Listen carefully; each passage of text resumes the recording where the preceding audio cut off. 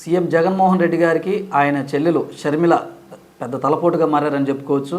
PCC అధ్యక్షురాలుగా ఆమె బాధ్యతలు చేపట్టిన తర్వాత ఏపీలో ఇటు అన్నపై ఆమె దాడి ఉధృతిని పెంచింది మాటలతో. ఒక పక్క రాజకీయాలతో కానీ ఇటు వ్యక్తిగతంగా కానీ ఆమె పైచేయి సాధిస్తుందని చెప్పుకోవటంలో ఎటువంటి సందేహం లేదు.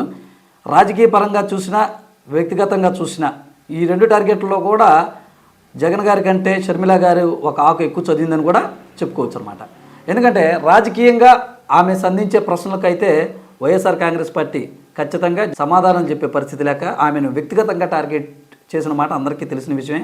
మరి దీన్ని ముఖ్యమంత్రి వైఎస్ జగన్మోహన్ రెడ్డి గారు చేపిస్తున్నారా, ఆమెపై వ్యక్తిగత దోషులు, లేదంటే ఆయన అభిమానులు చేస్తున్నారనేది అది జగమెరిగినటువంటి ఒక ప్రశ్నగానే ఉందన్నమాట. ఎందుకంటే మరి ఇటు షర్మిల గారు మరి నిన్న మనం చూసుకున్నట్లయితే వైఎస్ రాజశేఖర రెడ్డి గారి మరణానంతరం షర్మిల గారు ముఖ్యమంత్రి అవుతామని, మాకు ముఖ్యమంత్రి పదవి ఇవ్వండి, మా అన్నయ్యని కేసులు పెట్టి జైల్లో పెట్టండి అని షర్మిల గారి భర్త ఎవరైతే ఉన్నారో అనిల్ కుమార్ ఆయన సోనియా గాంధీతో అన్నట్లు ప్రచారం అయితే జరుగుతుంది. దీనికి ఆమె నిన్న కడపలో జరిగినటువంటి ఒక సభలో దీన్ని ఖండించారనమాట. తీవ్రంగా ఖండించారని కూడా కాదు, తీవ్రంగా ఖండించారని చెప్పుకోవచ్చు.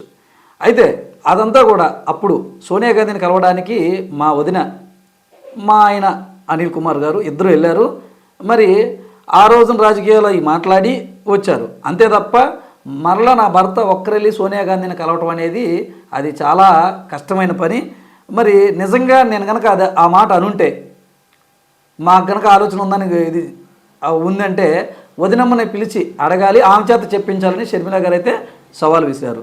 ఆ ఒక్కటే కాదు, ఇంక ఎడాపెడా ఆమె లెఫ్ట్ అండ్ రైట్ ఆ పార్టీ నేతలపై కొంతమందికి అయితే విమర్శల బాణాలను అయితే గుప్పించారు. ఆమె దేనికి భయపడనని, ఒక దశలో ఏం పీక్కుంటారో పీక్కు అనే మాటలు కూడా ఆమె సహనం కోల్పోయిన పరిస్థితి అయితే కనపడింది.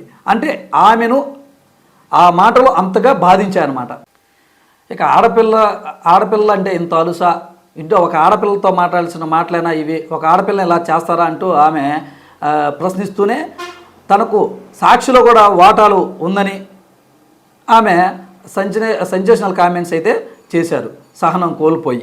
ఎందుకంటే రాజశేఖర రెడ్డి గారి హయాంలో స్థాపించినటువంటి సాక్షి సంస్థ, మరి దానికి ఇద్దరికి ఆమె బిడ్డను కాబట్టి నాకు కూడా దాంట్లో రైట్స్ ఉన్నాయి. నేను ఎప్పుడైతే మా అన్నని నేను ప్రశ్నించడం మొదలుపెట్టానో, మరి వ్యక్తిగతంగా కావచ్చు అటు రాజకీయ పరంగా కావచ్చు, అప్పటి నుంచే సాక్షి నాపై దుష్ప్రచారం చేస్తుంది, నా ఛానల్ నాపైనే దుష్ప్రచారానికి ఒడిగట్టింది, దీన్ని నేను లేదని చెప్పేసి ఆమె ఒక బాంబు పేల్చినంత పని చేసింది. ఇప్పుడు ఆమె సాక్షిపై మరి నాకు కూడా వాటా ఉందని కోర్టుకు వెళుతుందా ఏంటనేది కూడా మనం చూడాలన్నమాట.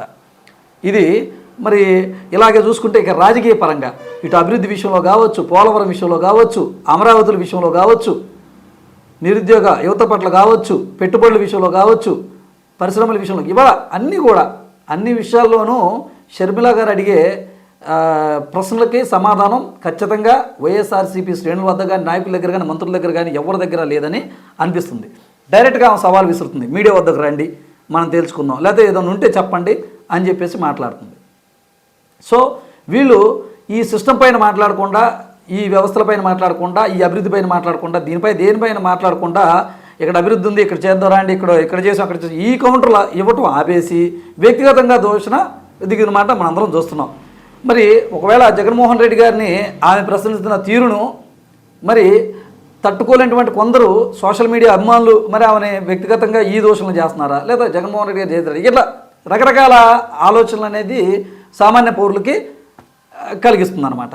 సో ఏదేమైనా ఎన్నికల ముందు తెలుగుదేశం పార్టీ వర్సెస్ వైఎస్ఆర్ కాంగ్రెస్ పార్టీకి ఫైట్ టైట్గా ఉంటుందేమో, ప్రతి విమర్శలతో ఏపీ దద్దరిల్లుతుందేమో అనుకున్న నేపథ్యంలో అనూహ్యంగా ఆంధ్రప్రదేశ్ పిసిసి బాధ్యతలు చేపట్టినటువంటి షర్మిల గారు మరి ఆయన సోదరుడు సీఎం జగన్మోహన్ రెడ్డి గారు చేస్తున్న వ్యాఖ్యలు ఆయనకు మరింత తల్లపోటును తెప్పిస్తున్నాయని చెప్పేసి సోషల్ మీడియా పట్ల అవగాహన ఉన్నారు కానీ, రాజకీయ నాయకులు కానీ, ప్రజలు కానీ అనుకుంటున్నారు.